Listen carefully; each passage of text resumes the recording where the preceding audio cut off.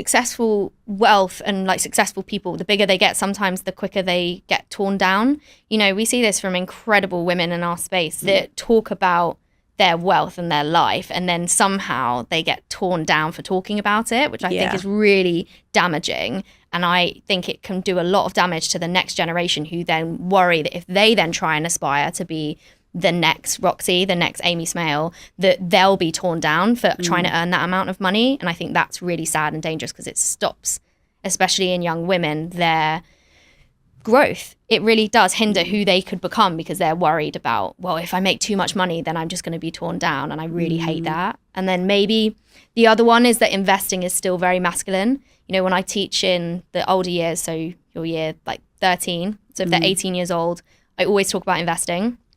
And usually all the boys' hands go up and all the girls' hands, meh, a bit like not as interested, basically. They're kind of happy to be listening, but they still think of it as a very masculine like part of finance, and therefore won't get involved, which is, do you know what, fine. You know, when it comes to this stuff, we're still in the process of feminizing it. And I think so, therefore, for a lot of young women, they think that if they engage with finance, that then they'll seem more masculine, which is